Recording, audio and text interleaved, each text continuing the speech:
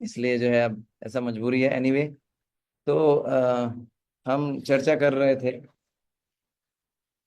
भक्तिशास्त्री class में छठे अध्याय के 32 नंबर श्लोक से हमको चर्चा शुरू करना है। आज हम शायद 3 या 4 श्लोक ही कर पाएंगे, क्योंकि मेरा जो है कुछ कुछ इंगेजमेंट्स हैं। इसलिए हम कोशिश करेंगे जितना हो पाए।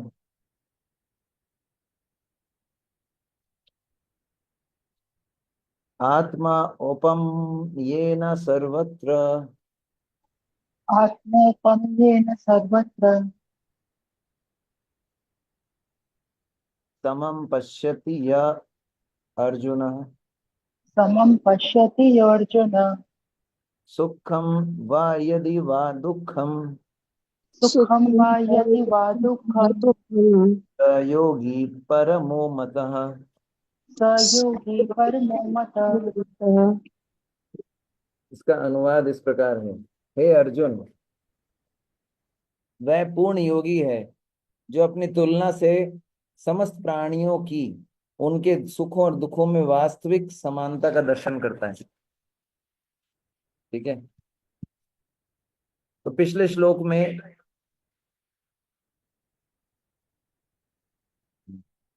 हरे कृष्णा हरे कृष्णा, तो हमने चर्चा किया था 6.31। पिछले श्लोक में भगवान ने बताया था कि जो योगी मुझे तथा परमात्मा को अभिन्न जानते हुए परमात्मा की भक्ति पूर्वक सेवा करता है, वह हर प्रकार से मुझ में सदैव स्थित रहते हैं। तो भगवान ने बताया था पिछले श्लोक में कि जो ध्यान योगी होते हैं, भगवान श्री कृष्ण ध्यान योगी के हृदय में रहते हैं, और ध्यान योगी भगवान श्री कृष्ण के हृदय में रहता है। तो हृदय में रहने का अर्थ क्या है? जो ध्यान योगी होता है वो भगवान कृष्ण के अतिरिक्त अन्य कुछ भी नहीं सोचता। होता है ना, इस व्यक्ति ने मेरा हृदय हृदय में जगह बना लेना, उसके उसके बारे में सोचता है, हृदय में जगह बना लेना। तो जब अर्जुन ने ये सुना, छठे अध्याय का 31वां श्लोक, तो अर्जुन के मन में एक डाउट आया कि अगर ध्यान योगी के मन में हमेशा कृष्ण के अतिरिक्त अन्य कुछ वो सोचेगा ही नहीं, तो अन्य लोगों के साथ उसका संबंध किस प्रकार बनेगा? भाई, अन्य लोगों से संबंध बनाना है, कोई भी रिलेशनशिप बनानी है, रिलेशनशिप होती है, कोई भी रिलेशनशिप एस्टेब्लिश करने के लिए उस व्यक्ति के बारे में सोचना पड़ता है। ठीक है ना? सोचना पड़ता है कि नहीं? सोचना पड़ता है ना, व्यक्ति के बारे में सोचना पड़ेगा। बिना सोचे रिलेशनशिप बनाना जो है बड़ा मुश्किल कार्य है। तो सोचेंगे तो ना, जिस व्यक्ति से रिलेशनशिप बनाना है उसके बारे में कुछ सोचेंगे। अब यहाँ तो अर्जुन को ये डाउट आ गया कि भगवान बोल रहे हैं कि ध्यान योगी मेरे अलावा कुछ सोचता ही नहीं। तो अर्जुन को ये डाउट आया कि अन्य लोगों के साथ संबंध किस प्रकार बनाएगा वो, है ना? तो भगवान बता रहे हैं, इसका उत्तर देंगे। भगवान बता रहे हैं कि जो योगी कृष्ण की भक्ति में परिपक्व हो जाता है, मतलब मैच्योर हो जाता है, तो दूसरे के जो सुख दुख होते हैं उसको अपने अनुभव के अनुसार अनुभव के आधार पर देखता है। इसको थोड़ा समझने का प्रयास करेंगे। आत्मा औपमयेन सर्वत्र समम पश्यति यह अर्जुन। हे अर्जुन, जो व्यक्ति अपनी तुलना से सभी प्राणियों को समान देखता है, ये भगवान बोल रहे हैं, सभी प्राणियों को अपनी तुलना से समान देखना है। इसका अर्थ क्या हुआ? भगवत गीता में हमने 5वां अध्याय जब पढ़ा था, तो उसमें एक 18वें नंबर का श्लोक आया था। उसमें भगवान बताते हैं कि जो विनम्र साधु पुरुष होते हैं वो अपने वास्तविक ज्ञान के कारण एक विद्वान तथा विनीत ब्राह्मण, एक गाय, एक हाथी और एक कुत्ता तथा चंडाल को समान दृष्टि से देखता है। ठीक है ना? तो प्रभुपाद जी बताते हैं कि जो कृष्ण भावना भावित व्यक्ति है वो योनि और जाति में भेद नहीं मानता। अगर सामाजिक दृष्टि से देखा जाए तो ब्राह्मण और चांडाल जो है अलग अलग है ना। सामाजिक दृष्टि से देखा जाए तो ब्राह्मण और चांडाल अलग अलग जाति बोल सकते हैं, वर्णों के अंदर हैं, है ना। वैसे चांडाल का तो बताया गया है निम्न वर्ण होता है, ब्राह्मण का वर्ण टॉप मोस्ट है ना। और योनि के अनुसार कुत्ता, गाय और हाथी अलग अलग हो सकते हैं। लेकिन जो विद्वान योगी होता है वो उनको शरीर के अनुसार नहीं देखता। शरीरगत भेद जो है उसकी दृष्टि में अर्थहीन होते हैं। ये शरीरों के अनुसार ही तो डिफरेंस है ना, कि ब्राह्मण है ये चांडाल है, ये कुत्ता है, ये गाय है।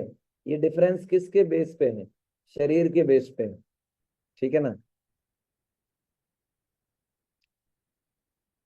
तो वो क्या देखता है कि इन सब ये सारे जो जीव हैं ये भगवान के अंश हैं।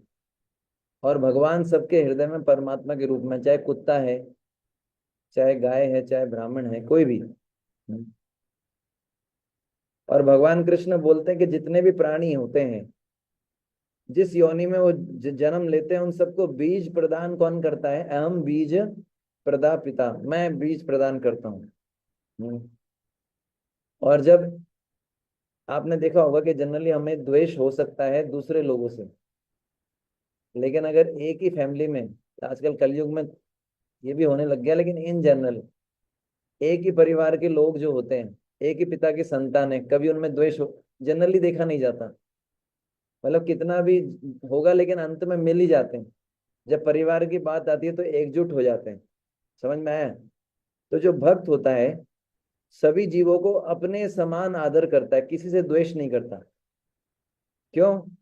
क्योंकि वो देखता है ये सब भगवान के अंश हैं। ठीक है ना।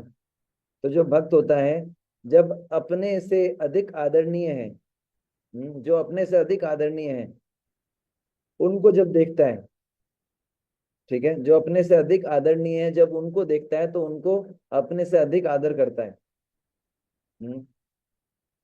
सिंपल सी बात है, जो अपने से ज्यादा सम्माननीय है उनको ज्यादा सम्मान देगा, जो अपने बराबर हैं या अपने से नीचे हैं उनको अपने समान आदर देता है। हम्म। उदाहरण के लिए Bhagavatam, 9th canto, 21st chapter, 6th श्लोक। उसमें प्रभुपाद जी लिखते हैं, रांति देव महाराज थे। तो रांति देव महाराज हर जीव में उनको भगवान के दर्शन होते थे। लेकिन वो ये नहीं मानते थे कि सारे जीव भगवान है। डिफरेंस जैसे मैंने कल भी बताया था, हर जीव में भगवान के दर्शन, लेकिन हर जीव भगवान नहीं है। ठीक है ना। तो वो जीवों में भेद कैसे नहीं करते थे? हर जीव में भगवान के दर्शन करते थे, ऐसे जीवों में भेद नहीं करते थे। ठीक है ना। वो ब्राह्मण में भी भगवान के दर्शन करते थे परमात्मा के, और चांडाल के हृदय में भी परमात्मा रहते हैं, उसका दर्शन करते थे। इस दृष्टि से दोनों में कोई भेद नहीं है। समझ में आ रहा है? ब्राह्मण ले लो, चाहे चांडाल ले लो, कुत्ता ले लो, गाय ले लो, सबके हृदय में परमात्मा के रूप परमात्मा उपस्थित है। ठीक है। इसी को समदृष्टि बोला जाता है। रंती देव ने ये नहीं बोला ये दरिद्र ब्राह्मण है, दरिद्र नारायण है, इनकी सेवा करनी चाहिए, नहीं। ठीक है ना। मतलब दरिद्र नारायण का कंसेप्ट समझे ना, कि ये जो है गरीब परिवार में पैदा हुआ है, इसके हृदय में नारायण है इसलिए दरिद्र नारायण। तो अमीर परिवार के लोगों में नारायण नहीं है क्या? एक पर्टिकुलर व्यक्ति को फोकस करना, ये जो है गड़बड़ है। ये समदृष्टि नहीं है। समदृष्टि का अर्थ है सभी के हृदय में परमात्मा को देखना। समझ में आया? और जो तो रंती देव जो है उन्होंने समदृष्टि का प्रदर्शन किया। कैसे? आप देखेंगे 21वें अध्याय 9th कैंटो के 21st चैप्टर में वर्णन आता है कि उन्होंने फास्टिंग किया था। कितने दिन फास्टिंग किया था?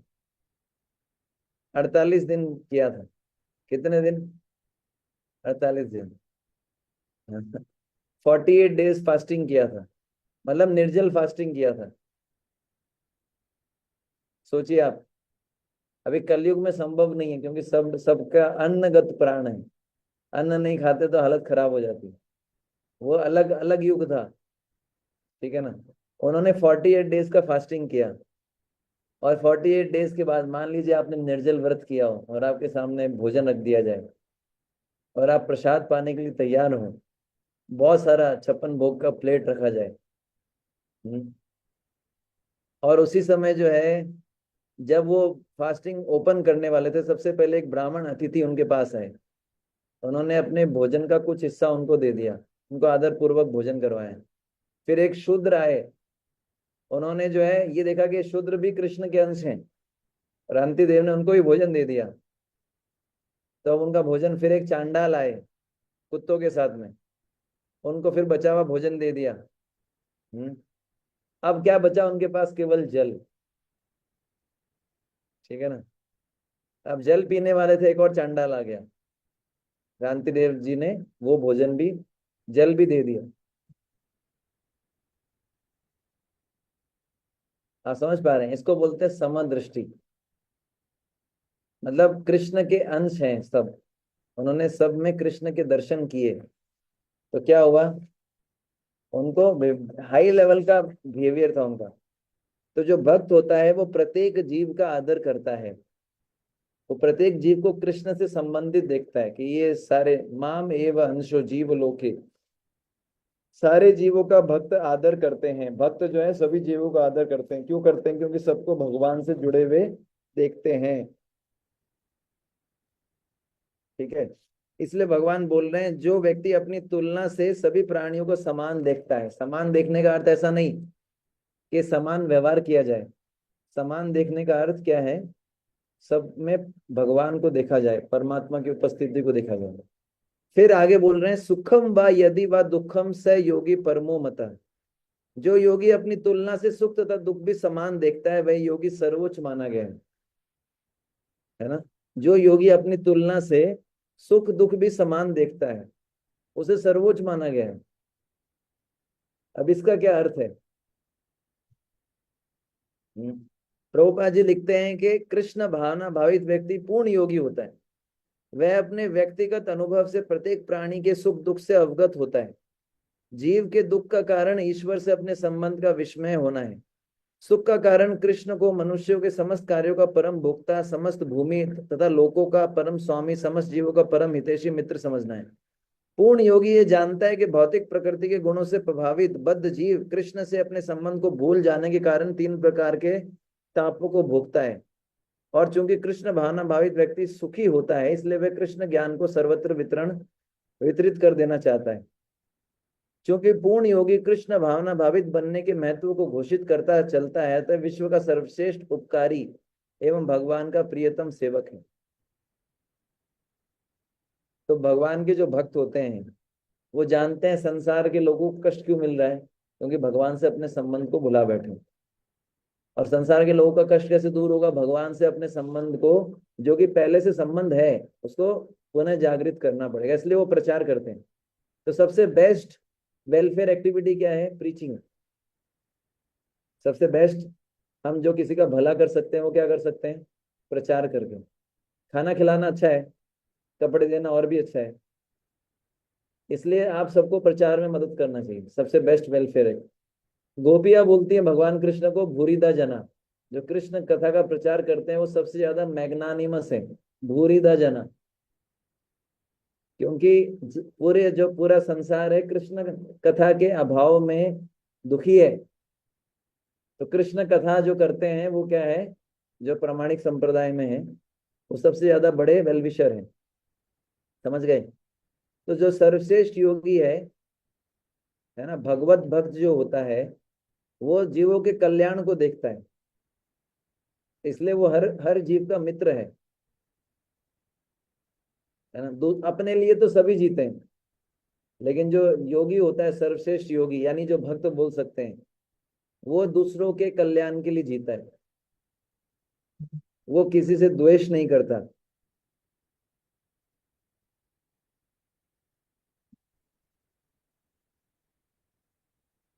तो जो सामान्य योगी होता है, ध्यान योगी, वो दूसरे जीवों के बारे में चिंता नहीं करता। वो अपने भले के लिए एकांत में ध्यान करने चले जाते हैं। लेकिन प्रहलाद महाराज जो थे, प्रहलाद महाराज ने बोला कि मेरे को अपनी चिंता नहीं है प्रभु, मैं तो इन सब बद्ध जीवों के बारे में चिंता कर रहा हूँ। आप समझ पा रहे हैं? तो जो भक्त होता है वो दूसरे जीवों के दुख को अनुभव कर सकता है। उसको पता है कि कृष्ण से डिस्कनेक्टेड है, दुखी है, और वो उनके सुख दुख को अनुभव कर सकता है, इसलिए वो उनको उनके दुखों को अनुभव करके उनको भगवान से जोड़ना चाहता है। समझ में आया है? तो प्रभुपाद जी लिखते हैं योग पथ नामक पुस्तक में, क्या ऐसा नहीं है कि कृष्ण मेरे हृदय में स्थित है और कुत्ता बिल्ली या गाय के हृदय में नहीं है। सर्वभूता नाम का अर्थ है कृष्ण सारे जीवों के हृदय में, मनुष्य के हृदय में, चींटी के हृदय में स्थित है। अंतर केवल इतना है कि कुत्ते तथा बिल्लियों को इसकी अनुभूति नहीं हो पाती। मनुष्य होने के नाते यदि कोई सांख्य योग या भक्ति योग पर चलने का प्रयास करता है तो वह समझ सकता है। जैसे कि मैंने पहले बताया था, प्रभुपाद जी योग पथ नामक पुस्तक में बता रहे हैं कि जो मैच्योर योगी होता है वो यही देखता है कि भगवान सबके हृदय में है। और भगवान बोलते हैं सर्वश्रेष्ठ योगी, लास्ट श्लोक में बोलेंगे छठे अध्याय के, कि सर्वश्रेष्ठ योगी कौन है? जो मेरा चिंतन करता है, यानी भक्त। तो भागवत में बताया है 8th कैंटो में 7 चैप्टर के 39 नंबर वर्स में, वैष्णव जो होते हैं, जो सर्वश्रेष्ठ योगी ऑटोमेटिकली होते हैं, वो पर दुखा दुखी होते हैं। वैष्णव जब दूसरे जीवों को देखते हैं कि अरे ये दुखी हो रहे हैं, भगवान से जुड़े हुए नहीं, उनको बहुत दुख होता है। वैष्णव जन तो तेने कहिए, है ना? ने वो भजन सुना है, गांधी जी ने बोला था ये। तो वैष्णव जो होते हैं वो दूसरे लोगों के दुख को अपना दुख, उनको खुद का कोई दुख नहीं होता उनका, लेकिन दूसरे लोगों का दुख जो है उसको वो अपना दुख मानते हैं, अरे ये कृष्ण से जुड़े हुए नहीं। हम्म। तो भक्त जो है पर दुखा दुखी होता है, ऐसा बोला जाता है। और जब वो प्रचार करते हैं तो उनको बहुत आनंद का अनुभव होता है ना?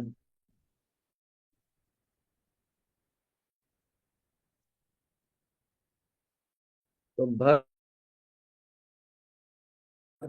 के दृष्टि सर्वश्रेष्ठ योगी है। हरे कृष्णा कृष्णा कृष्णा हरे हरे, हरे राम राम राम हरे, हरे कृष्णा कृष्णा कृष्णा हरे हरे, हरे राम राम राम हरे हरे। मेरा आवाज आ रहा है आपको? कहाँ तक आपने सुना? प्रभु जी बीच में थोड़ा सा कटा था लेकिन अभी क्लियर है। हाँ, तो कुछ समय के लिए हो सकता है मेरे को वीडियो ऑफ करना पड़े। ओके प्रभु जी। तो जो भक्त होता है वो प्रचार करके सुख का अनुभव करता है, क्योंकि वो जानता है भगवान की इच्छा क्या है। मन मना भव मद भक्तो मद्याजी माम नमस्कुरु। तो वो चाहता है सब लोग भगवान से जुड़े। भक्त लोग का दृष्टि अलग होता है।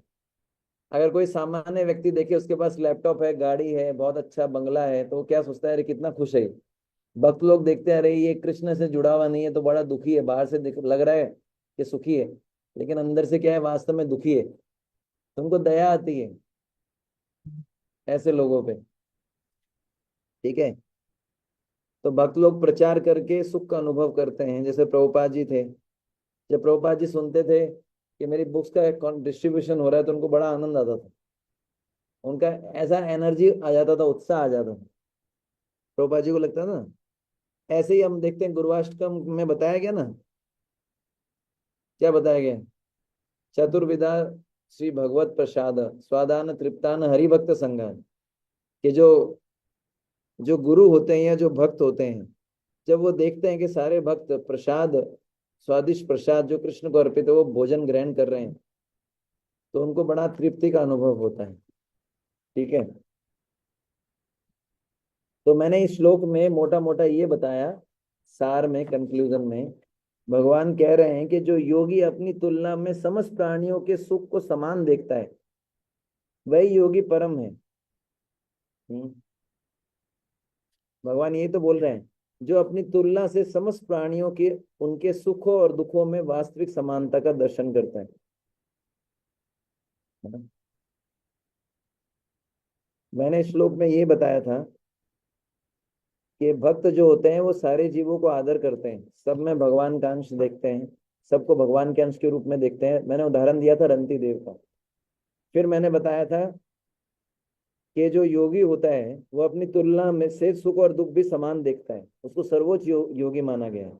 अपनी तुलना से सुख दुख भी समान देखता है। फिर मैंने बताया था कि भक्त जो होते हैं वो दूसरे के दुख को अपना दुख मानते हैं, है ना। और दूसरे का दुख क्या है, कृष्ण से जुड़े हुए नहीं है। और जब दूसरों को कृष्ण से जोड़ देते हैं तो उनको परम सुख की अनुभूति होती है। ये मैंने अभी तक बताया। ठीक है, तो ये भगवान बता रहे हैं। फिर अगले वाला श्लोक है 6.33। अर्जुन उवाच अर्जुन अर्जुन उवाच उवाच यो अयम योगस्त्वया प्रोक्ता यो यं त्वया योगस्त्वा प्रयुक्ता सामेन मधुसूदन साम्येन मधुसूदन मधुसूदन एतस्याहं न पश्यामि एतस्यां न एतस्यां न पश्यामि पश्यामि चंचल चंचलत्वात् स्थितं स्थिरम्। चञ्चलत्वात् चञ्चलत्वा स्थितिं स्थिराम्। स्थिरम्। अर्जुन बोलते हैं, हे मधुसूदन, आपने जिस योग पद्धति का संक्षेप में वर्णन किया है वह मेरे लिए अव्यवहारिक तथा असहनीय है, क्योंकि मन चंचल तथा अस्थिर है ना। तो अर्जुन को प्योर डिवोटी सिंड्रोम नहीं था। मैं बताया था ना, प्योर डिवोटी सिंड्रोम है। यस प्रभु जी, यस प्रभु जी, ये हो जाएगा, यस प्रभु जी। और फिर वो होता नहीं है।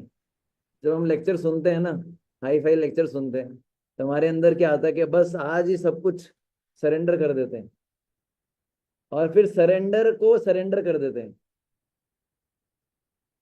समझ में आया? तो अर्जुन ने भैया प्रैक्टिकल देखिए, प्रैक्टिकल भी होना पड़ेगा। भगवान ने योग पद्धति का वर्णन कर दिया, अर्जुन बोल रहे हैं कि मेरे को लगता नहीं है मैं फॉलो कर पाऊंगा। यानी देखो, अर्जुन जैसे व्यक्ति को भी अब इनप्रैक्टिकल लग रहा है। तो कभी कभी कुछ हो सकता है, कुछ ऐसी ऐसा होता है कि कभी कभी जो है सीनियर्स हमको ऐसा बताते हैं, तो इसमें अगर हम ऐसा बोलते हैं कि भाई मेरे को ये इनप्रैक्टिकल लग रहा है, शायद मैं नहीं कर पाऊंगा, इसमें जो है कोई गलत नहीं है। कभी कभी ऐसा होता है। समझ पा रहे हैं आप?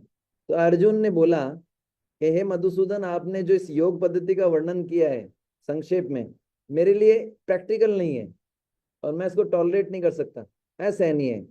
क्यों? क्योंकि मन जो है वो क्या है, चंचल है और अस्थिर है।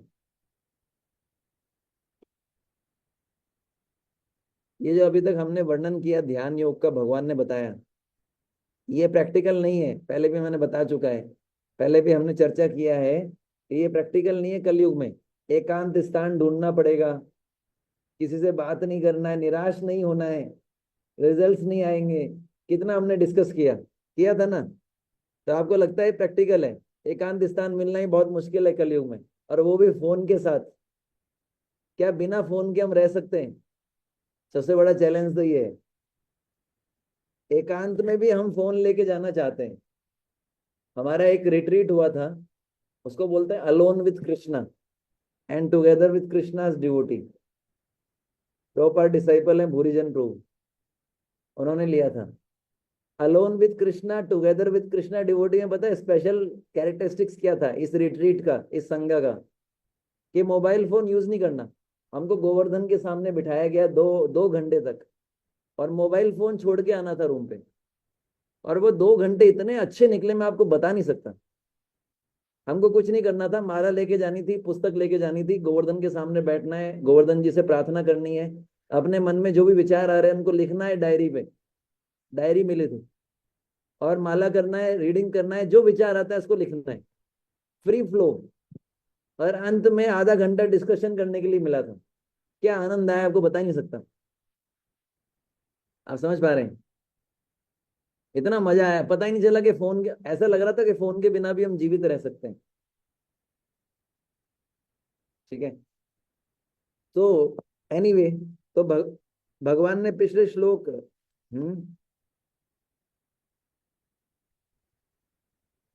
पिछला श्लोक अर्जुन ने सुना जब भगवान ने बोला कि जो योगी सभी प्राणियों में अपनी तुलना से सुख तथा दुख को समान देखता है वह सर्वश्रेष्ठ है। तब जैसे ही अर्जुन ने सुना, अर्जुन ने बोला मेरे लिए तो ये प्रैक्टिकल नहीं है। ठीक है ना। और हम देखते हैं कि पहले और दूसरा नंबर जो श्लोक था, छठे अध्याय का पहला और दूसरे नंबर का श्लोक, उसमें भगवान ने कर्म की बात कही थी। भगवान ने बोला था ना, जो पुरुष अपने कर्म फल के प्रति अनासक्त है और जो अपने कर्तव्य का पालन करता है वही सन्यासी है। चर्चा किया था हमने फर्स्ट श्लोक का, छठे अध्याय का। तो जब भगवान ने 1 और 2 नंबर श्लोक बोला, भगवान ने कर्म की बात कही थी, तो अर्जुन ने सोचा कि ये मेरे लिए स्वीकार्य है।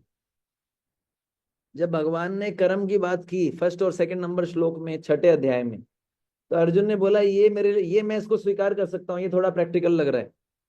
फिर तीसरे नंबर श्लोक में भगवान ने कर्म का त्याग करने की बात की, जब कही तो अर्जुन ने बोला ये मेरे लिए संभव नहीं है। फिर चौथे नंबर श्लोक में भगवान ने सभी संकल्पों का संन्यास करने की बात कही, तो अर्जुन ने बोला ये मेरे लिए प्रैक्टिकल नहीं है। फिर 10 से 15 तक भगवान ने एकांत में जाकर ध्यान करने की बात कही, उसका प्रोसीजर बताया कि मृग छाल बिछानी है, कुशाग्रास बिछानी है। चर्चा किया था ना, ये सब रिवाइज करवा रहा हूं। आपके चेहरों को देख के लग रहा है कि कुछ नया नया चर्चा कर रहा हूं मैं ऐसा। तो ये हमने सब चर्चा किया था पहले। तो जब भगवान ने सब बताया, अब अर्जुन जो है गृहस्थ है, अर्जुन एक मैरिड व्यक्ति है, अर्जुन का परिवार भी है। कहाँ से एकांत मिलेगा, कहाँ से अर्जुन जाएंगे, कहाँ से सब होगा। ठीक है ना। तो ऐसे जहां पर समाज में युद्ध का वातावरण बना हुआ है, वहां पर ये सब चीजें संभव नहीं है। तो इसलिए अर्जुन बोल रहा है मेरे लिए ये प्रैक्टिकल नहीं है, ये जो आपने बताया है ध्यान योगी मेरे लिए प्रैक्टिकल नहीं है। और आजकल बहुत सारे ऐसे ध्यान योगी हैं जो बोलते हैं ध्यान योग करो। अर्जुन के लिए प्रैक्टिकल नहीं था, जिनका मन इतना नियंत्रित था। और आजकल के लोग जिनका मन नियंत्रित नहीं है वो बोलते हैं ध्यान योग करेंगे। प्रभुपाद जी बोलते हैं आधे से ज्यादा सोते हैं आंखें बंद करके, आधे से ज्यादा लोग सोते हैं। योग के नाम पर कुछ और ही होता है, योग के नाम पर क्या होता है, भोग। ठीक है। तो इसमें श्लोक में स्टार्टिंग के शब्द क्या है, या अयम योग त्वा प्रोक्त सामेन मधुसूदन। हे मधुसूदन, आपने समता पूर्वक जिस योग का वर्णन किया है, यहाँ पर भगवान क्या बोल रहे हैं, आपने समता पूर्वक जिस योग का वर्णन किया है। यहाँ पर अर्जुन भगवान को किस नाम से संबोधित कर रहे हैं, मधुसूदन। ये मधुसूदन नाम क्यों पड़ा, कि भगवान ने एक मधु नामक असुर को मारा था। ठीक है। महाभारत में वर्णन आता है इसका। जो भीष्म देव थे, ठीक है ना, भीष्म भीष्म देव ने युधिष्ठिर महाराज से कहा कि ब्रह्मा जी जब उत्पन्न हुए थे तो तमोगुण से मधु नामक असुर का प्राकट्य हुआ था। और ये बहुत उग्र असुर था। मधु जो असुर था, मधु असुर का नाम था मधु। वो बहुत ही उग्र स्वभाव का था, हमेशा भयानक कर्म करने वाला था।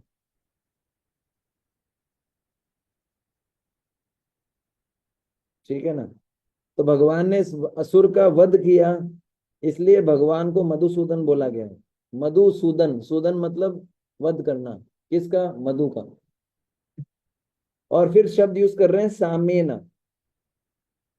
सामेन शब्द का अर्थ होता है समता पूर्वक।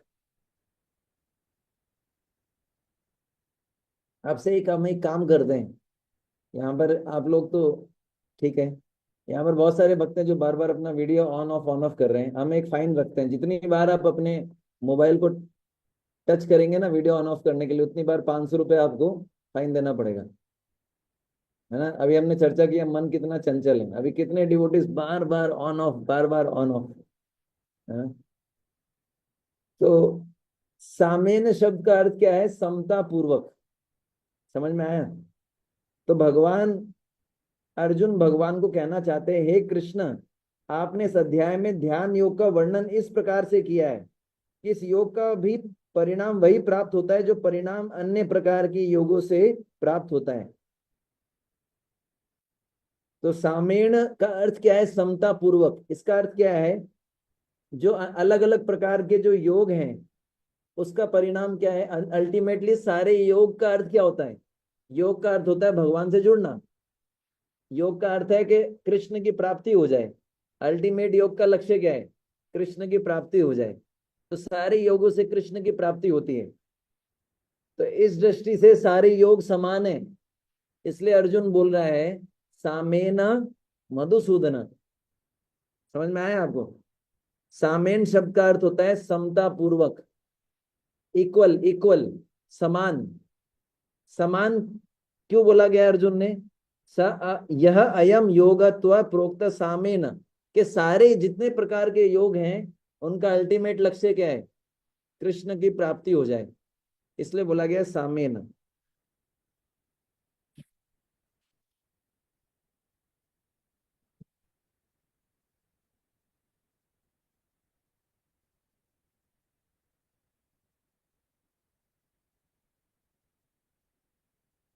समझ में आया?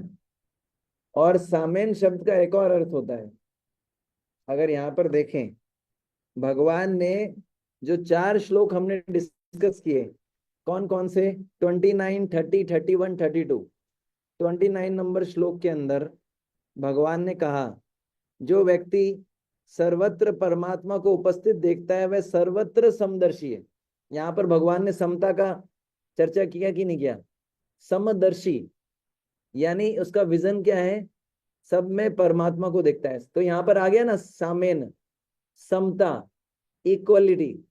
दूसरा 30 नंबर श्लोक में भगवान ने बताया, जो व्यक्ति कृष्ण को सर्वत्र देखता है वह कृष्ण से दूर नहीं जाता। तो यहाँ पर कृष्ण की समता का वर्णन हुआ है, कृष्ण को सर्वत्र देखता है ना। फिर 31 नंबर श्लोक में भगवान ने बोला कि सभी के हृदय में स्थित परमात्मा तथा मनुष्य के रूप में लीलाएं करने वाले कृष्ण समान है। ये मैंने बताया था कि जो योगी को भगवान विष्णु के रूप में भगवान कृष्ण का दर्शन होता है, तो कृष्ण और विष्णु एक ही है, ये भी समता है। और फिर 32 नंबर श्लोक में चौथे प्रकार का समता का वर्णन किया गया है कि योगी अपनी तुलना से सभी जीवों में सुख दुख को समान देखता है। तो 4 लेवल की समता बताई गई है।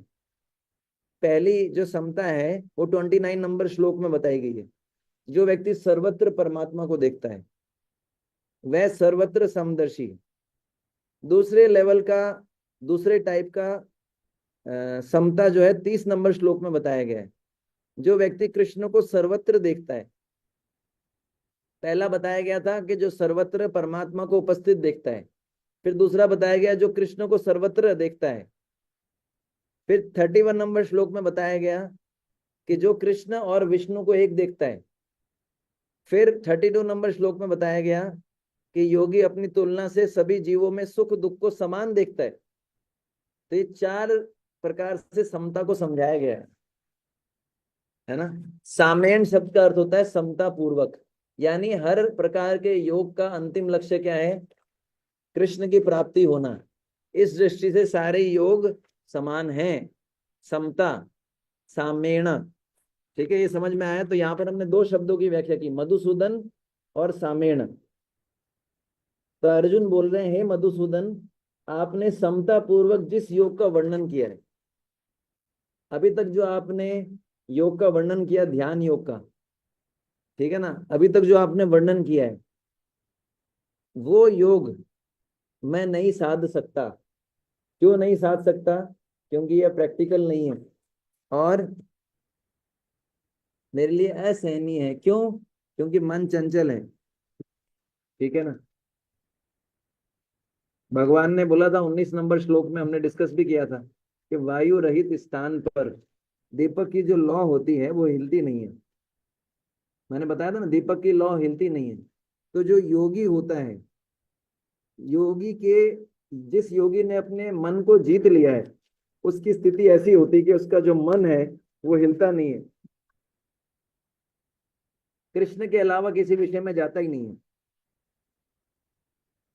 अब अर्जुन ये बोलना चाहते हैं कि भगवान, ये ध्यान योग की प्रक्रिया में बहुत समय लगाना पड़ता है, अनेक वर्ष लगाने पड़ते हैं, एकांत स्थान पर बैठना पड़ता है, ठीक है ना।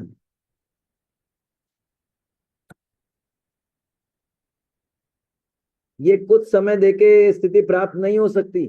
कौन सी स्थिति प्राप्त नहीं हो सकती? जो चित्त को स्थिर करना, जैसे अर्जुन ने बोला ना 6.19 में, कि जिस प्रकार वायु रहित स्थान पे दीपक की लौ स्थिर हो जाती है, उसी प्रकार योगी का चित्त भी स्थिर हो जाता है। पर क्या ये इतनी आसानी से हो जाता है? इसके लिए बहुत लंबा अभ्यास करना पड़ता है, एकांत में जाना पड़ता है। अर्जुन के पास इतना समय नहीं है, ना अर्जुन के पास इतना जो है एकांत का स्थिति। अर्जुन तो युद्ध के मैदान में खड़े हैं। अब युद्ध के मैदान में ध्यान योग कहाँ से करोगे? ध्यान योग करोगे, एक तीर आएगा सीधा आपकी गर्दन काट देगा, हो गया ध्यान योग, है ना। समझ में आया? तो युद्ध के मैदान में ध्यान योग कैसे होगा? तो प्रभुपाद जी लिखते हैं इस श्लोक के तात्पर्य में, भगवान श्री कृष्ण ने अर्जुन के लिए सूचोद्देश्य से लेकर योगी परमो मत तक जिस योग पद्धति का वर्णन किया है, उसे अर्जुन अपनी असमर्थता के कारण अस्वीकार कर रहे हैं। प्रभुपाद जी लिख रहे हैं कि सामान्य जनता के लिए संभव नहीं है कलयुग में कि वो अपना घर गृहस्थी छोड़कर जंगल में जाए एकांत स्थान पे। हम तो वृंदावन जाते हैं तो ही डर के मारे पहले से बुकिंग कराते हैं, अरे रूम नहीं मिलेगा, कार्तिक में क्या होगा, डर के मारे जाते भी नहीं है। प्रसाद नहीं मिलेगा तो क्या होगा।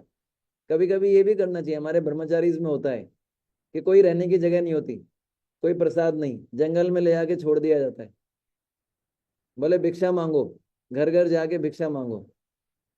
एडवेंचर, समझ पा रहे हैं? कैसा लग रहा है मेरा वीडियो ऑफ करके डिस्कशन? आनंद आ रहा है आपको? ऐसा आनंद जो है मुझे अनुभव होता है जब आप अपना वीडियो ऑफ करते हैं। तो मैं आपको जो है एक अनुभव दे रहा हूं, ठीक है ना। तो प्रभुपाद जी लिखते हैं कि ये कलयुग के लोगों के लिए संभव नहीं है इस प्रकार का एकांत में जाके अभ्यास करना।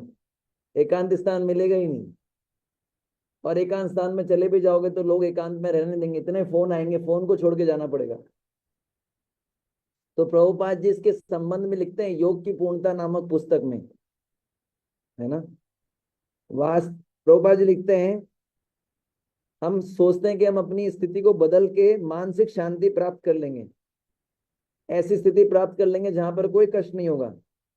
लेकिन इस संसार ऐसा ही बना है कि इसमें हमेशा चिंताएं आती रहेंगी। हम्म, ठीक है। हम प्रयास करते हैं अपनी समस्याओं को हल करने का, लेकिन हमको सारे हल मिलते नहीं है। प्रभुपाद जी लिख रहे हैं, तो अर्जुन ने साफ साफ कृष्ण को बोला कि मेरे लिए संभव नहीं है। तो प्रभुपाद जी ने योग पथ नामक पुस्तक, एक्चुअली मैं बार बार योग पथ का उदाहरण क्यों दे रहा हूँ, क्योंकि योग पथ में प्रभुपाद जी ने 6 नंबर के अध्याय को डिटेल में डिस्कस किया है, इसलिए योग पथ नामक पुस्तक का बार बार रेफरेंस देता हूँ।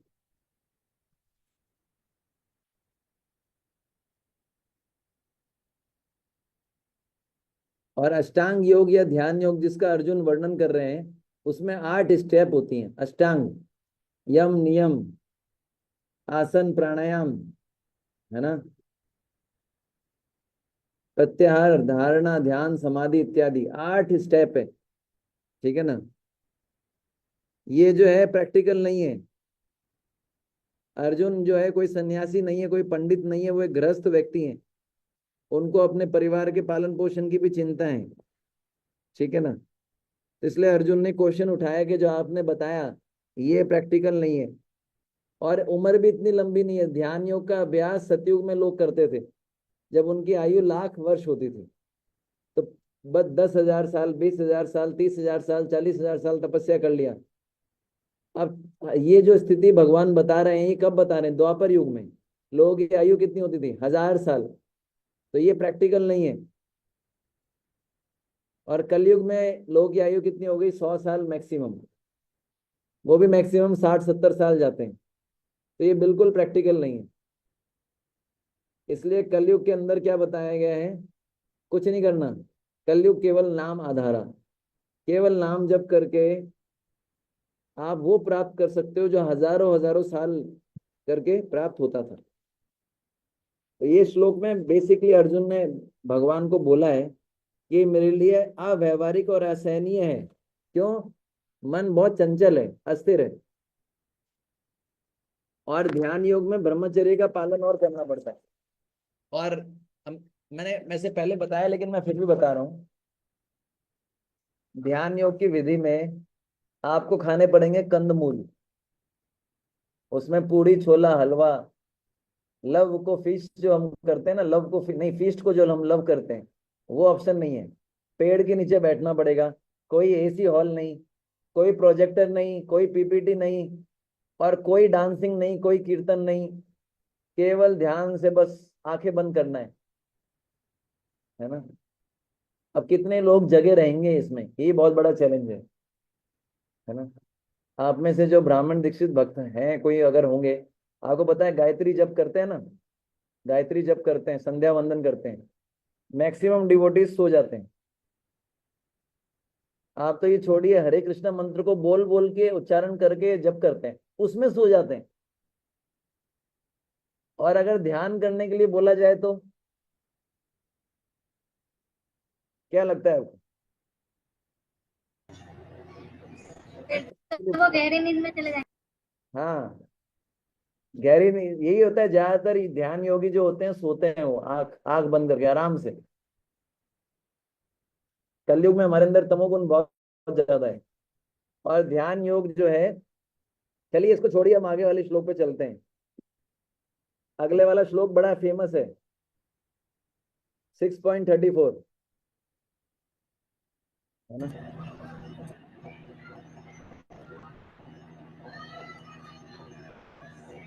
चलम ही मन कृष्ण, चलम ही मन कृष्ण चंचलं हि मनः कृष्ण चंचल ही मन कृष्ण ना।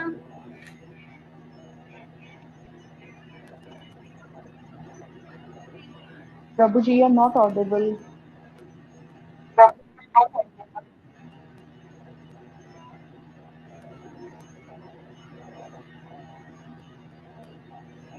No audio, Prabhuji.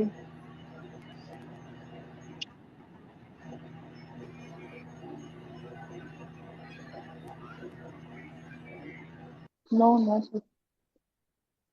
हरे Krishna. Yes, Prabhuji, now okay. Laptop जो है, इसमें भी कुछ प्रॉब्लम आने लगी। पहले तो मोबाइल में प्रॉब्लम आती, अब लैपटॉप। हरे कृष्णा। अभी आ रहा है। Yes, Prabhuji. इस लैपटॉप को भूख लगी है, आज एकादशी है। ये सुबह से बेचारा परेशान है।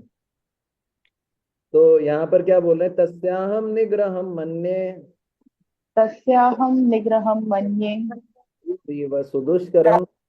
वायुरिव सुदुष्करम्। हे श्री कृष्ण, चूंकि मन चंचल है, अस्थिर, उच्छृंखल, हठीला तथा अत्यंत बलवान है, अतः मुझे इसे वश में करना वायु को वश में करने से भी अधिक कठिन लगता है। हम में से कितने भक्त वायु को वश में कर सकते हैं? कोई कर सकता है वायु को वश में? अर्जुन वायु को वश में कर सकते हैं, हम वायु को वश में नहीं कर सकते। अर्जुन वायु को वश में कर सकते हैं, वो बोल रहे हैं मन को वश में नहीं कर सकते, है ना। तो आप सोचिए, क्या हम मन को वश में कर सकते हैं? है ना? तो पिछले श्लोक में भगवान अर्जुन ने भगवान कृष्ण से बोला, हे कृष्ण, योग की स्थिति चंचल होने के कारण स्थिर नहीं होती है। अर्जुन ने बोला कि ये जो आपने तरीका बताया ध्यान योग का, ये प्रैक्टिकल नहीं है, मैं इसको कर नहीं सकता। क्यों? क्योंकि मन चंचल है।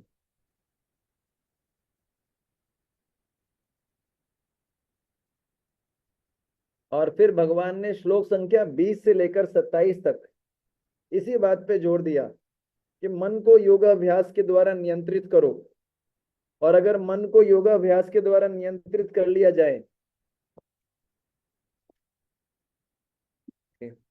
लैपटॉप को चेंज पे लगा दो प्रोजेक्ट को, फास्टिंग मत करा। ये बूढ़ा हो चुका है माता जी, नया लैपटॉप लेना पड़ेगा, कम से कम 1 लाख रुपए लगेगा।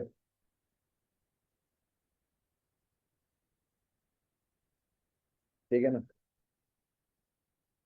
ये पुराना हो चुका है, अब इसको जो है रेस्ट चाहिए। एनीवे, तो जब 20 नंबर श्लोक से लेकर 27 नंबर श्लोक तक क्या भगवान ने इसी बात पर जोर दिया है कि मन को कैसे ना कैसे करके योगाभ्यास द्वारा नियंत्रित कर लो।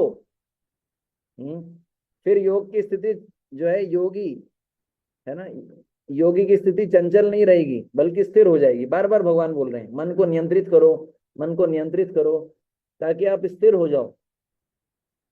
ठीक है, तो भगवान अर्जुन ने इस श्लोक में 34 नंबर श्लोक में अपनी प्रॉब्लम को भगवान के सामने प्रस्तुत किया है ना। अर्जुन बोलते हैं कृष्ण को कि मन को वश में करना आसान नहीं है। आपने बता तो दिया कि योगाभ्यास के द्वारा मन को नियंत्रित कर लो, और ऐसा करने से मन स्थिर हो जाएगा, मतलब आप स्थिर हो जाओगे योगा में, योग प्रैक्टिस में। लेकिन ये किया कैसे जाए, ये इतना आसान नहीं है। आपने तो बोल दिया कुछ श्लोकों में, अब उसको करना आसान है क्या, मन को नियंत्रित करना? इतने साल हो गए हमको, मन को वश में करना इतना आसान काम नहीं है। तो इसलिए भगवान बोल रहे हैं, बताएंगे। भगवान ये नहीं बोल रहे अरे अर्जुन तुमको इतने साल हो गए तुमसे मन ही कंट्रोल नहीं हुआ, नहीं। भगवान बोल रहे हैं नहीं, मन चंचल है ना। ठीक है ना, अर्जुन बोल रहे हैं इस श्लोक को कि हे कृष्ण, मन चंचल है, प्रैक्टिकल प्रॉब्लम्स बता रहे हैं।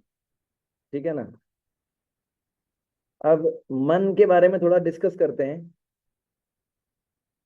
भागवत के 10वें स्कंद के 8वें श्लोक अध्याय के 25वें श्लोक में 10:8:25 में वर्णन आता है, जब भगवान कृष्ण और बलराम जी छोटे थे तो वो इतने ज्यादा चंचल थे कि उनकी सुरक्षा में यशोदा माई और रोहिणी के मन सदा उद्विग्न रहते थे। कृष्ण बलराम जब छोटे थे तो बहुत चंचल थे। अब देखते छोटे बच्चे जो कितने चंचल होते हैं, कुछ भी खा लेते हैं, कहीं भी चले जाते हैं। तो माँ का जो हृदय होता है, माँ जो होते हैं उनको बहुत चिंता होती है ना। तो कृष्ण बलराम कभी कभी क्या करते थे, सींग वाली गायों के निकट जाते थे, कभी आग के निकट चले जाते थे। कभी पंजे और दांत वाले पशुओं जैसे बंदर, कुत्ते, बिल्लियों के निकट चले जाते थे, कभी जमीन पर रखी तलवारों के निकट चले जाते थे।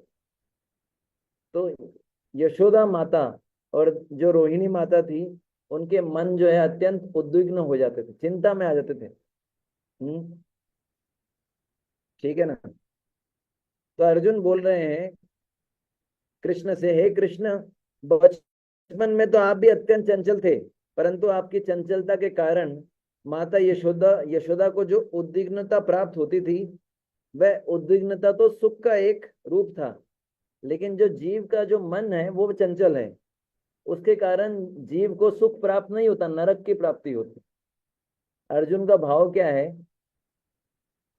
समझ पा रहे हैं आप?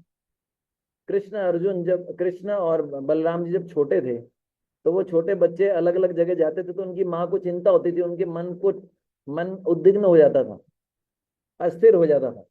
उस अस्थिरता से उनको क्या मिलता था, सुख मिलता था। लेकिन हमारा मन भी अस्थिर होता है, उससे सुख मिलता है क्या?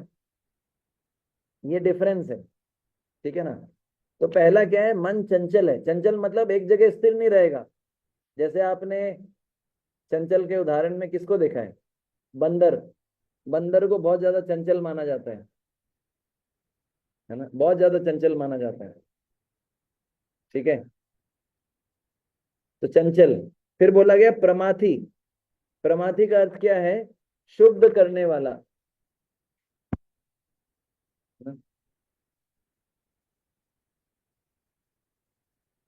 प्रभु जी, प्रमाथी का क्या मतलब है?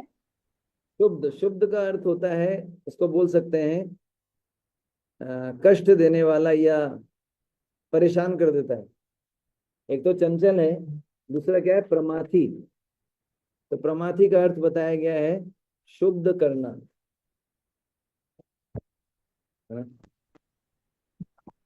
तो इसका उदाहरण है, एग्जैक्टली इंग्लिश में वर्ड जो है मेरे को, मैं आपको बताता हूँ। मेरा जो है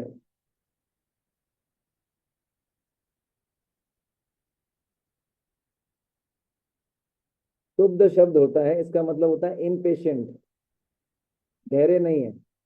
शुद्ध, या बहुत जल्दी क्रोधित हो जाता है। शुद्ध मतलब बहुत जल्दी इरिटेट हो जाता है, उसको परेशान कर देता है, इस प्रकार से बताया गया।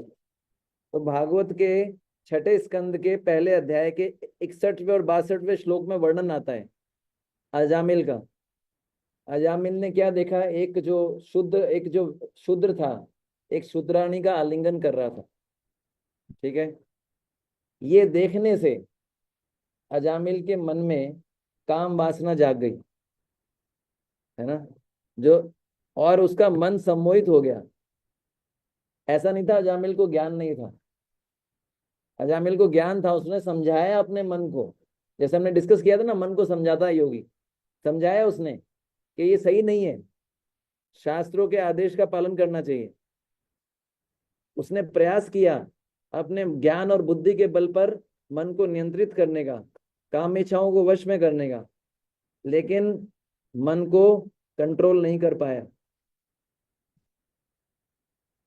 तो जितना अजामिल ने अपने मन को समझाया, मन ने उतना ही अजामिल को क्या किया, शुद्ध कर दिया, इरिटेट कर दिया। शुद्ध का मतलब होता है धैर्य नहीं, जिसको होता है ना इम्पेशेंट, या इसको बहुत जल्दी इरिटेट हो जाता है, डिस्टर्ब हो जाता है। ठीक है ना। एक बार मैंने क्वेश्चन पूछा था परम पूज्य भक्ति आश्रम वैष्णव स्वामी महाराज से। मैंने बोला, महाराज अजामिल ने तो एक सीन देखा और अजामिल का फॉल डाउन हो गया। अजामिल ने एक ही सीन देखा था ना, अजामिल की स्टोरी तो आप सब जानते हैं। अजामिल का फॉल डाउन हो गया।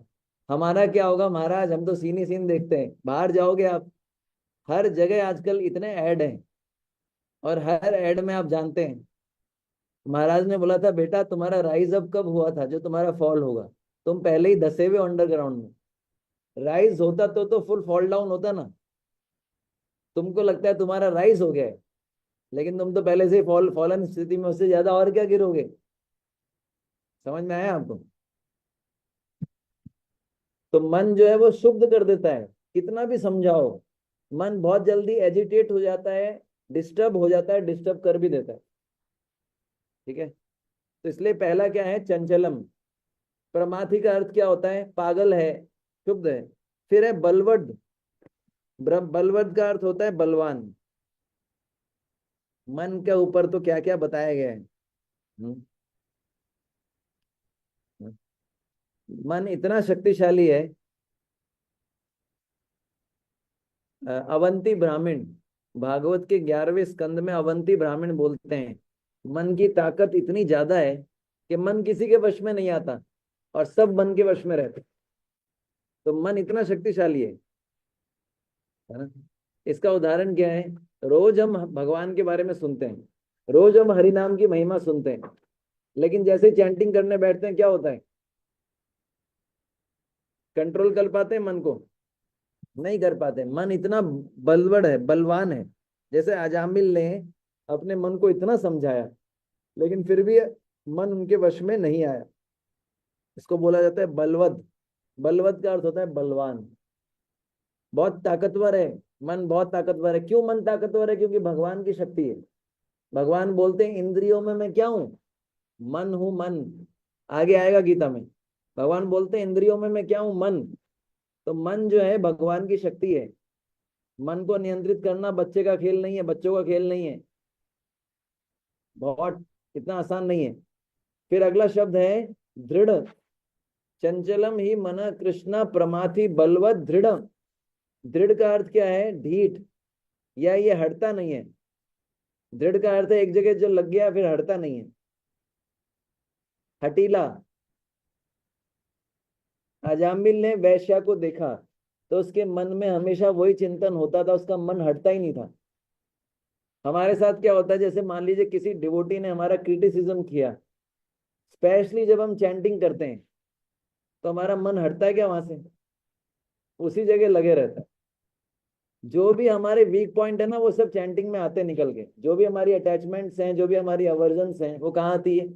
चैंटिंग में। आप खूब कोशिश करते हो मन को हटाने का, मन हटता है। इसलिए बोला गया दृढ़, हठीला। और मन इतना बलवान और दुराग्रही है, प्रभुपाद जी श्लोक के तात्पर्य में लिख रहे हैं, कभी कभी बुद्धि का भी उल्लंघन कर देता है। बुद्धि जो है मन से ऊपर है। आपने वो डायग्राम देखा है ना भगवत गीता में, जिसके अंदर आत्मा को बताया गया पैसेंजर, है ना, शरीर को बताया गया रथ, बुद्धि को बताया गया सारथी, मन को बताया गया लगाम, इंद्रियों को बताया गया घोड़ा। नॉर्मली क्या होता है, सारथी लगाम कंट्रोल करता है ना, लेकिन मन इतना शक्तिशाली है, कभी कभी घोड़े ऐसा भागते हैं अपने अपने डायरेक्शन में कि ये जो सारथी होता है उसके लिए मुश्किल होता है उसको कंट्रोल करना। तो मन बुद्धि से ज्यादा शक्तिशाली नहीं है। देखा जाए तो बुद्धि मन के ऊपर आता है, लेकिन प्रॉब्लम क्या है, हठी होने के कारण, जिद्दी होने के कारण मन कभी कभी बुद्धि को भी कंट्रोल कर लेता है। समझ पा रहे हैं? तो यहाँ पर दृढ़ शब्द का अर्थ है हटीला। हटीला मतलब दृढ़, हटीला है, मानता नहीं है। फिर आगे बताया गया तस्य अहम निग्रहम मन्ये वायोर एव सुदुष्करम। अर्जुन बोल रहा है कि मैं इस मन को वश में करना वायु को वश में करने से भी अधिक कठिन मानता हूं।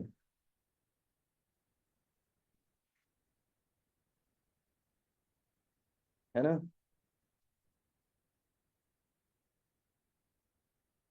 तो अर्जुन क्या बोल रहा है, मैं ऐसा मानता हूं। अर्जुन अपनी बात को कृष्ण पे थोप नहीं रहे। अर्जुन बोल रहे हैं मैं ऐसा मानता हूं। अर्जुन ये जो बात कह रहे हैं अपने अनुभव के आधार पर कह रहे हैं,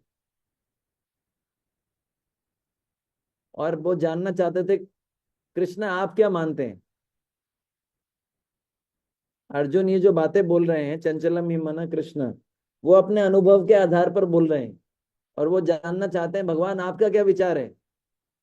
भगवान आगे बताएंगे, भगवान का विचार क्या है वो आगे बताएंगे।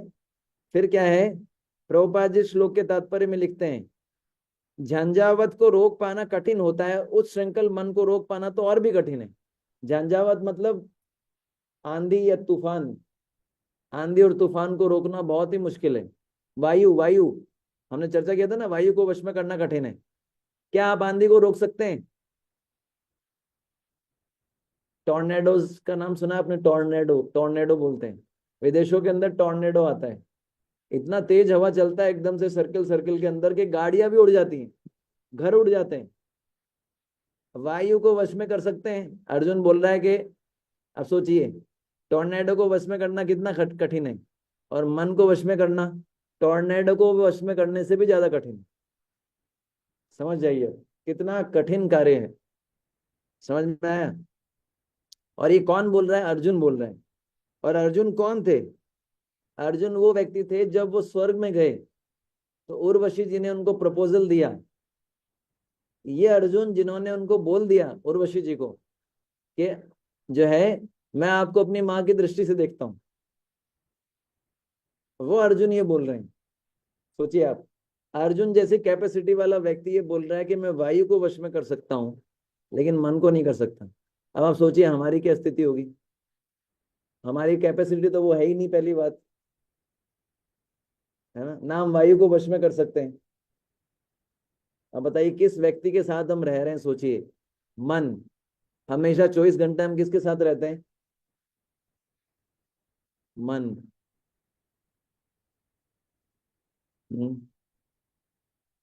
अब एक इंटरेस्टिंग चीज बताऊं आपको, कि वायु को रोकना बड़ा कठिन है, लेकिन वायु को कौन रोक सकता है? कोई बताना चाहेगा? वायु जब बहती है तो वायु को रोकना बड़ा मुश्किल है, लेकिन वायु को एक एक चीज है जो रोक सकती है।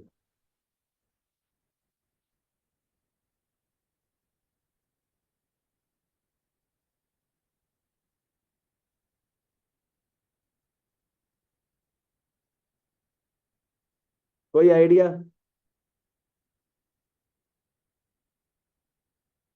वायु को रोका जा सकता है पर्वत से। पर्वत जब होता है तो वायु टकरा के रुक जाती है। हाँ, हम देखते तो हैं लेकिन कभी इतना सोचते नहीं है फिनोमिना को देख के। वायु जब बहती है तो पर्वतों को देख के टकरा के रुक जाती है। तो अगर मन को मान ले वायु के समान, तो हरे कृष्ण महामंत्र क्या है? पर्वत चट्टान के समान है, जिससे टकरा के मन जो है मनस्त्रायति इति मंत्र। हरे कृष्ण कृष्ण कृष्ण हरे हरे, हरे राम राम राम हरे हरे। तो ये जो 16 अक्षर हैं, ये 16 पर्वतों के समान है। और इन 16 पर्वतों के बीच में यदि हम मन रूपी वायु को रखते हैं तो ये स्थिर हो जाएगा। हम्म। अगर आप महाभारत पढ़ते हैं तो महाभारत में वर्णन आता है कि जब अर्जुन का युद्ध हो रहा था, अर्जुन ने कई ऐसे युद्ध किए थे जिसमें शत्रु पक्ष की जो सेना होती थी वो वायु अस्त्र चलाते थे, वायु अस्त्र। और उस वायु अस्त्र से वायु उत्पन्न होती थी जिससे अर्जुन की सेना उड़ने लग जाती थी। बताइए, हम बोलते हैं टेक्नोलॉजिकली हम बहुत एडवांस हैं, वायु वाले वेपन बनाएंगे किसी ने? ऐसा वेपन जिसको चलाने से वायु बहने लग जाए और सारी सेना उड़ जाए। तो अर्जुन उसको कैसे काउंटरैक्ट करते थे पता है? पर्वतास्त्र यूज करके। पर्वत रूपी अस्त्र अर्जुन के पास एक ऐसा अस्त्र था जिसको चलाने से पर्वत आ जाता था। बताइए, ये टेक्नोलॉजी थी हमारे पास। तो वायु को रोकने के लिए कौन सा, वायु अस्त्र को रोकने के लिए कौन सा अस्त्र काम में आता था? पर्वतास्त्र, है ना? समझ पा रहे हैं?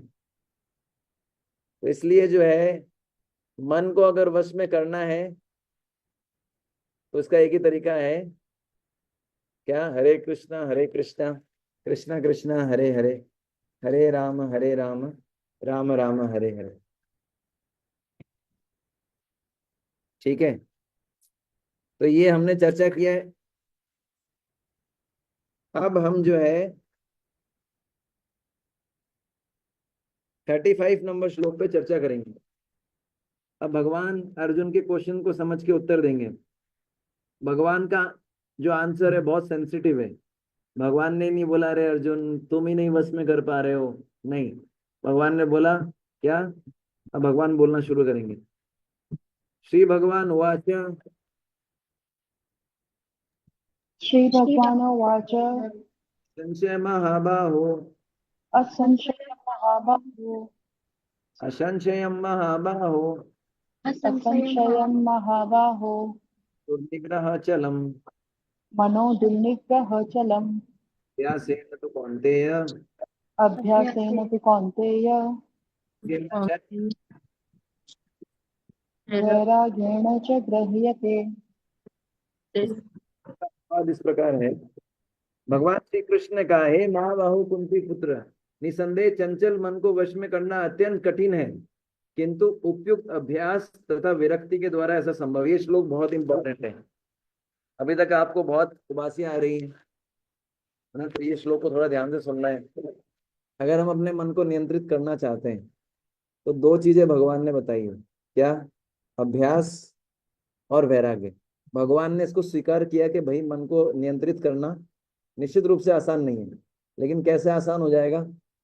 कैसे? एक तो उबासियां लो, ऐसे उबासी लेने से, दूसरा वीडियो ऑफ करने से मन नियंत्रित हो जाता है। ऐसा भगवान ने नहीं बोला। भगवान ने बोला अभ्यास और वैराग्य। ठीक है, तो यहाँ पर सबसे पहले हम चर्चा करेंगे, भगवान ने अर्जुन के लिए महाबाहु शब्द का प्रयोग किया है। महाबाहु शब्द आया है महाबाहु से। महाबाहु शब्द का अर्थ होता है जिसकी भुजाओं में बहुत दम है, जिसकी भुजाएं अत्यंत बलिष्ठ हैं।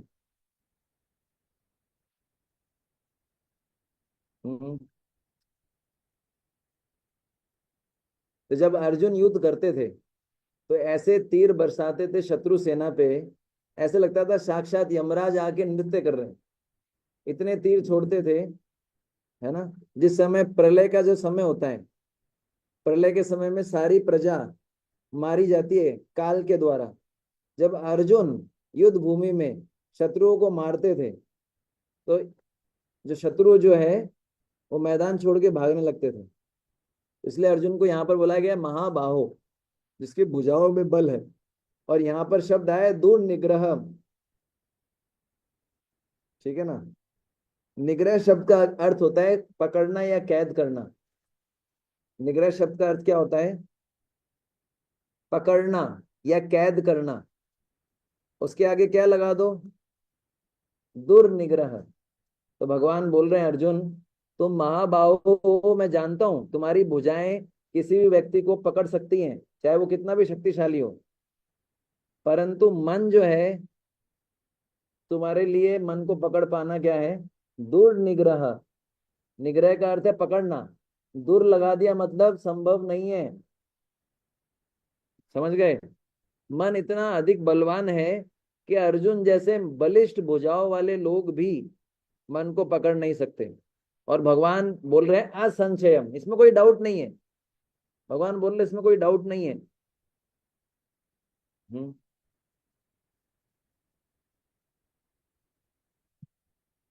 ठीक है ना। तो भगवान वो ये समझाना चाहते हैं कि जो भी आध्यात्मिक रास्ते में चल रहा है, आध्यात्मिक मार्ग में जिसने भी कदम रखा है, उसको ये समझ जाना चाहिए कि मन को वश में करने में कठिनाई का सामना करना पड़ेगा। कई बार डिवोटीज बोलते हैं, बोले मन बड़ा परेशान कर रहा है। करेगा, मन तो परेशान करने के लिए बना है। भगवान ने बोल दिया दुर्निग्रह, है ना। बहुत सारे लोग सोचते हैं अभी मन को क्या कंट्रोल करें, अभी तो खाने पीने का हमारे, खाओ पियो मौज करो। बाद में बहुत बुरी हालत करता है मन। इसलिए मन को क्या करना चाहिए? ट्रेंड करना चाहिए। वो कैसे होगा आगे बताएंगे, पर यहाँ पर बताया गया है। भगवान बोल रहे हैं इसमें कोई संशय नहीं है कि मन को नियंत्रित करना आसान नहीं है, इसमें संशय नहीं है, डाउट नहीं है। भगवान जब बोल रहे हैं, भगवान अपने मुख से बोल रहे हैं निसंशयम, है ना, असंशयम, कि इसमें डाउट नहीं है कि मन को नियंत्रित करना आसान नहीं है। ठीक है, लेकिन कैसे किया जा सकता है ये इंपॉर्टेंट है। अभ्यासेन तु कौन्तेय वैराग्येण च गृह्यते, है ना। तो यहाँ पर कौन्तेय शब्द का प्रयोग क्यों कर रहे हैं, है ना। कौन्तेय शब्द का अर्थ होता है कुंती माता का पुत्र। तो भगवान अर्जुन को बोल रहे हैं कि जिस प्रकार कुंती माता ने अपने मन को वश में रखकर दुर्वासा मुनि को अपनी सेवा से प्रसन्न किया, अर्जुन उसी प्रकार से तुम भी अपने मन को वश में रखकर युद्ध करो। यानी हर जब भगवान हर शब्द बोलते हैं उसके पीछे अर्थ होता है। यहाँ पर कौन्तेय बोल रहे हैं क्यों? क्योंकि कुंती महारानी ने जब अपना उनका मैरिज नहीं हुआ था, उन्होंने दुर्वासा मुनि की सेवा की थी। और दुर्वासा मुनि की सेवा करना, है ना, बहुत ही कठिन कार्य है। अभी मेरे को एक भक्त मिल रहे थे, एक भक्त मिले थे, वो बता रहे थे कि एक सन्यासी हैं अभी रिसेंट, वो बता रहे थे कि वो प्रभु जी, वो महाराज जब भी हमारे टेम्पल में आते हैं ना, उनकी सेवा कोई करना ही नहीं चाहता, इतने स्ट्रिक्ट हैं। और जो सेवा करते हैं वो भी कम्युनिकेशन नहीं कर पाते, क्योंकि वो इतना डांटते हैं कि वो कुछ पूछता ही नहीं दोबारा। समझ पा रहे हैं? तो कुंती महारानी ने जब दुर्वासा मुनि की सेवा की तो अपने मन को बहुत अधिक नियंत्रित किया, क्योंकि दुर्वासा मुनि बहुत जल्दी खुश भी होते हैं। मैं आपको वो स्टोरी बताऊं पूरी। कुंती महारानी को अतिथियों का सत्कार करने का कार्य सौंपा गया था। कुंती महारानी अपने पिता कुंती भोज के घर में थी, ये महाभारत में आता है। तो एक बार दुर्वासा मुनि आए। दुर्वासा मुनि का स्वभाव क्या है? उग्र स्वभाव है, बड़ी जल्दी खुश भी होंगे और बड़ी जल्दी गुस्से में आके शाप दे देंगे। ठीक है, दुर्वासा मुनि का हृदय बड़ा कठोर था। हम्म तो कुंती महारानी ने अपने सारे भोगों का त्याग किया और अपने मन को वश में रखकर उनकी सेवा की और अपनी सेवा से उनको प्रसन्न किया, जो कि इतना आसान कार्य नहीं। ठीक है ना। आप सब जानते हैं ना, दुर्वासा मुनि क्रोधित हो गए थे अम्बरीश महाराज से, क्योंकि उन्होंने क्या किया था? पानी पी लिया था। ये वही दुर्वासा मुनि है, इनको खुश करना बहुत मुश्किल काम है, फिर भी उन्होंने किया अपने मन को वश में करके। तो भगवान बोल रहे हैं कि अर्जुन, तुम उन्हीं कुंती के पुत्र हो जिन्होंने दुर्वासा को प्रसन्न किया, है ना, अपने मन को वश में करके। तो तुमको भी मन को वश में करके युद्ध करना है। तो भगवान क्या बोल रहे हैं? अभ्यास के द्वारा मन वश में होता है। और प्रभुपाद जी स्पेसिफिकली बोल रहे हैं अभ्यास का अर्थ क्या है? कृष्ण के विषय में श्रवण करना। जितना कृष्ण के विषय में श्रवण किया जाएगा उतना ही मनुष्य उन वस्तु के प्रति विरक्त होता है जो मन को कृष्ण से दूर ले जाने वाली। प्रभुपाद जी ने एक लेक्चर दिया था डेट्रॉइट में 5 अगस्त 1975। प्रभुपाद जी ने बोला कि अभ्यास क्या होता है, क्योंकि ये शब्द है अभ्यास, इसलिए मैं अभ्यास पे बता रहा हूँ। प्रभुपाद जी बोलते हैं अभ्यास हमारी दूसरी आदत बन जाती है, दूसरा स्वभाव होता होता है। आदत जो होता है, प्रभुपाद जी ने बोला था इस लेक्चर में, आदत हमारा दूसरा स्वभाव हो जाती है। इसलिए प्रभुपाद जी बोलते थे प्रैक्टिस करो, अभ्यास करो। तो जब हम हरे कृष्णा महामंत्र का जप करते हैं तो उसका ठीक से अभ्यास करना चाहिए ताकि आदत बन जाए। ऐसा आदत बन जाए कि वो जब माला नहीं हो तो भी उसके मुख से हरिनाम निकले। समझ पाए? क्योंकि आदत धीरे धीरे हमारा सेकंड नेचर बन जाएगा। हम्म। तो निरंतर अभ्यास का अर्थ क्या है? ऐसे कार्यों में लगना जो कृष्ण का स्मरण कराएं। तो प्रभुपाद जी लिखते हैं कि कीर्तन करना, मंदिर की सेवाएं, प्रसाद वितरण, पुस्तकों का प्रकाशन। हमारे संस्था में कोई ना कोई भक्त किसी ना किसी सेवा में लगा हुआ रहता है। तो अगर किसी सेवा में लगे रहते हैं तो क्या होता है? कृष्ण का स्मरण होता रहता है।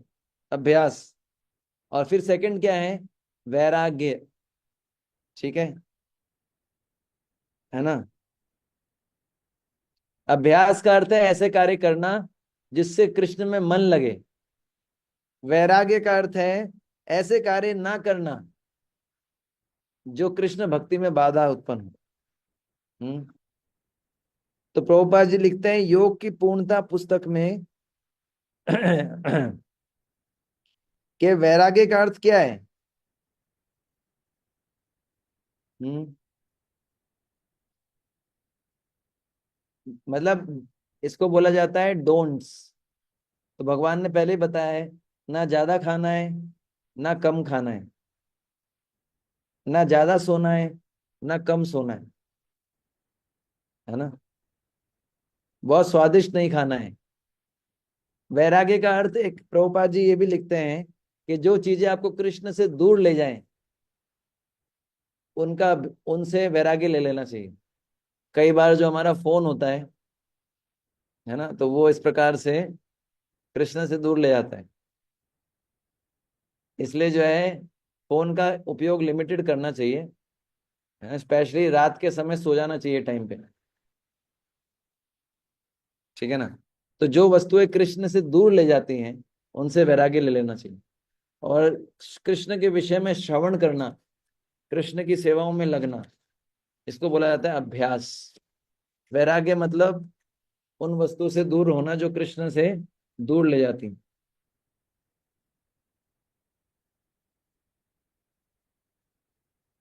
समझ में आया? ठीक है। आज हम इतना ही करेंगे, एकादशी भी है। मेरे कुछ राउंड्स पेंडिंग बचे हुए हैं अभी, और बैक टू बैक। मतलब समझ पा रहे हैं ना आप? हाँ। इसलिए मैं आज थोड़ा सा, मेरा भी थोड़ा एनर्जी उतना नहीं है, आप अनुभव कर पा रहे होंगे। क्योंकि क्या, एकादशी भी हो गया, फिर वही प्रसाद का टाइम होता है हमारा इस समय।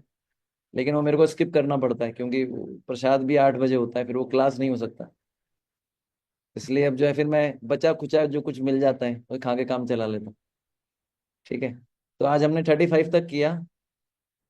कल जो है मेरा ट्रैवलिंग रहेगा, तो हम अभी इस वीक में 2 क्लास और करेंगे। कल नहीं करेंगे, कल मैं ट्रेन में हूँगा। तो कल जो है परसों और मतलब फ्राइडे और सैटरडे, 2 दिन हम क्लास लेके इस चैप्टर को कंप्लीट कर देंगे। ठीक है ना? फिर जो है क्वेश्चन आंसर आपके जो होंगे, आपने बताया था, आपने रिक्वेस्ट किया था कि open book close book questions उनको सॉल्व करेंगे, फिर एक टेस्ट। तो मोटा मोटा जो है हो गया है ना। देखेंगे अब कैसा रहता है। ठीक है। आज के लिए मैं क्षमा चाहता हूँ, क्योंकि क्या है अभी कल का शेड्यूल बहुत हेक्टिक होने वाला है। कल भी जो है हमारे सुबह से सेशन है, सुबह आरती रहता है, फिर चैंटिंग, फिर क्लासेस,